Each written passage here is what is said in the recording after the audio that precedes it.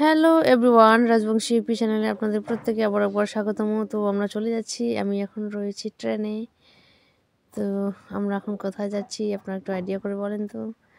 তো ঠিক আছে, আমি বলছি আমরা চলে যাচ্ছি কলকাতায়। আমরা বেরিয়ে পড়েছি, আমরা এখন ট্রেনে উঠে পড়েছি, প্রায় অনেকটা চলে এসেছি। আগে থেকে ভিডিওটা করা উচিত ছিল আমার, যদিও আমি সময় পাইনি। আর এদিকে ট্রেনে ব্যস্ততার কারণেই কিন্তু স্টেশনে ভিডিওটা আমার করা হয়নি, স্টেশনে ভিডিওটা আমি করতে পারিনি। তো আমরা এখন পৌঁছে গেছি কিষানগঞ্জে। কিষানগঞ্জ স্টেশন, এখানে দাঁড়িয়েছে ট্রেনটা। আর সামনেই দেখো অনেক লোকজন দাঁড়িয়ে আছে ট্রেনের অপেক্ষায়। তো আমি তাদেরকেও একটু ক্যামেরাবন্দি করে নিলাম, ভালো লাগছিল দেখতে। আর আমি যেহেতু আমরা যেখানে ছিলাম সেখান থেকে করতে পারিনি, তো ফাইনালি আমরা পৌঁছে গেলাম শিয়ালদায়। এই যে, আর সারা রাত ঘুম হয়নি, চোখ মুখ একদম বসে গেছে। তো শিয়ালদা চারিদিকটা একটু দেখছিলাম। আর আমরা কিন্তু ভোর 4টার সময় নেমেছিলাম। আর বুনু বলছিল চারিদিকটা আপনাদেরকে দেখাচ্ছি। তো চলো আমি চারিদিকটা আপনাদেরকে দেখাবো শিয়ালদা স্টেশনে। হ্যাঁ, এতটা রাত হয়ে গেছে, প্রায় ভোর 4টা বাজে, তবুও কিন্তু কিছু কিছু লোকজন, অনেক লোকজন ছিল যেগুলো এদিক সেদিক যাচ্ছিলো, যার যেখানে দরকার সেখানে যাচ্ছিলো। আর কিছু কিছু লোক তো সাইডে ঘুমিয়ে পড়েছে, এই যে দেখতেই পাচ্ছেন প্রচুর লোক ঘুমিয়ে পড়েছে সাইডে।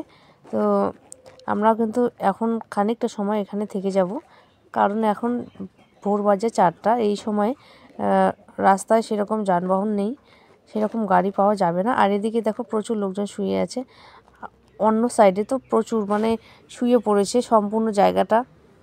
তো ভোর হয়ে গেছে, আমরা এখন বেরিয়ে পড়েছি, মানে ঘোরার উদ্দেশ্যে আমরা রওনা দিয়ে দিয়েছি।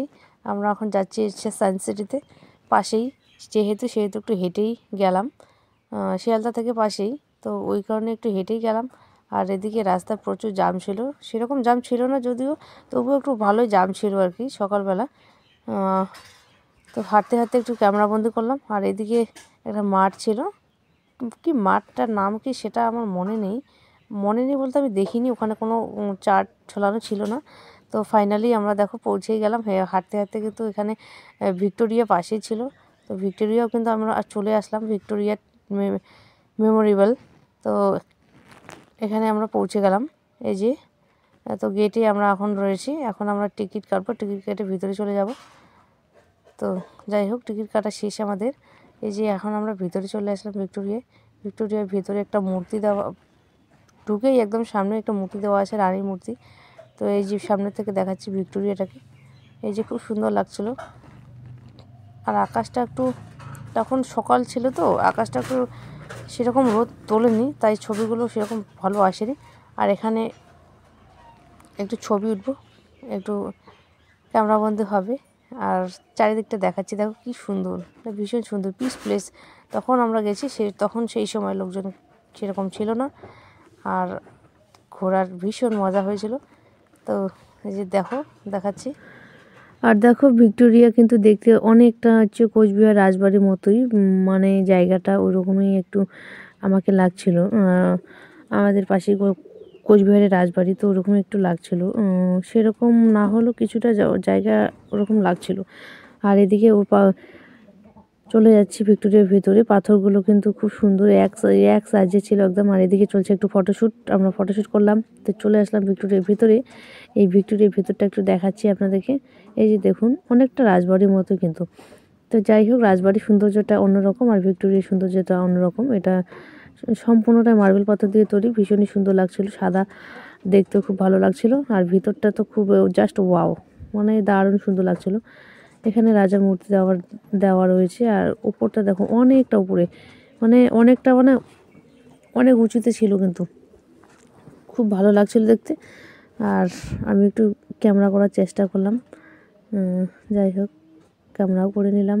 আর এখন দেখো 10টার সময় গেট খুলেছে, এখন কিন্তু একটু ভিড় ছিল। আর আমরা যখন গিয়েছিলাম তখন কিন্তু বাজে সবেমাত্র 8টা।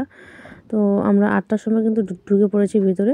আর ততক্ষণে আমরা ফটো তুলে নিয়েছি। আর এখন 10টা বাজে যেহেতু, অনেক লোকজন। আর এদিকে দেখো রাজা রানী কি ব্যবহার করেছিল সেই সব জিনিসপত্র এখানে সব রেখে দিয়েছে, প্রত্যেকটা জিনিসে বক্সের মধ্যে রেখে দেওয়া রয়েছে। তো এদিকে চলে গেলাম অন্য একটা রুমে, দেখো এখানে কিন্তু কামান রয়েছে, দেখলাম।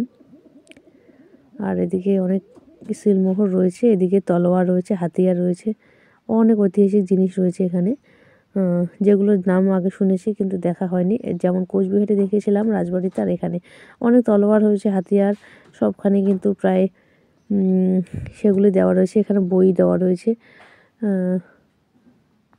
অনেক সিলমোহর, অনেক এখানে একটা নদীর একটা ম্যাপ দেওয়া রয়েছে।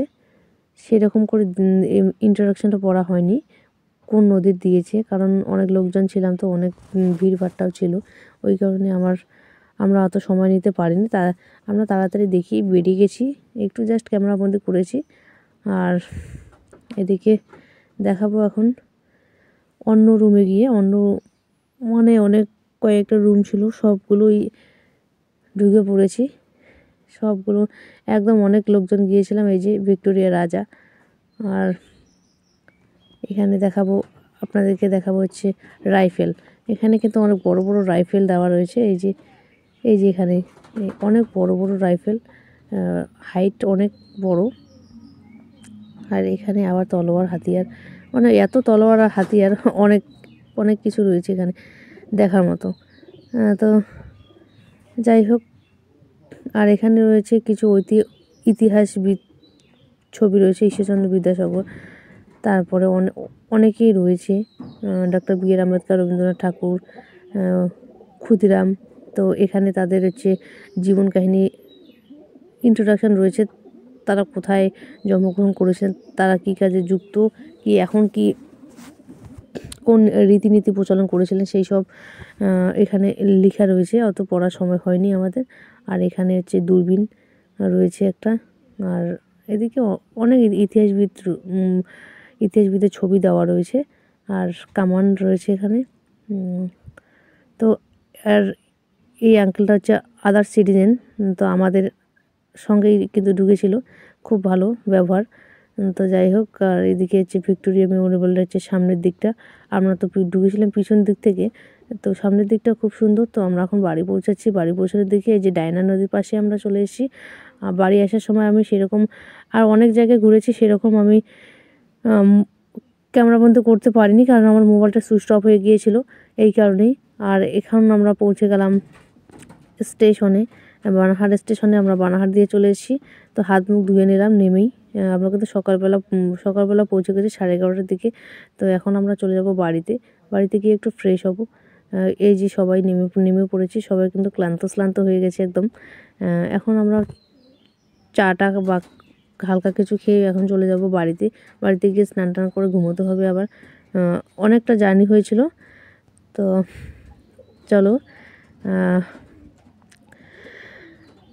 আমাদের সঙ্গে আবারও অনেক লোকজন ছিল, তো ওরা একটু সামনে এগিয়ে গিয়েছিল, আমরা একটু হাত মুখ ধুয়েছিলাম, ওই কারণে পিছিয়ে গেলাম। তো আপনারা সবাই ভালো থাকবেন, আমার ব্লগটি কেমন হয়েছে একটু জানাবেন। টাটা।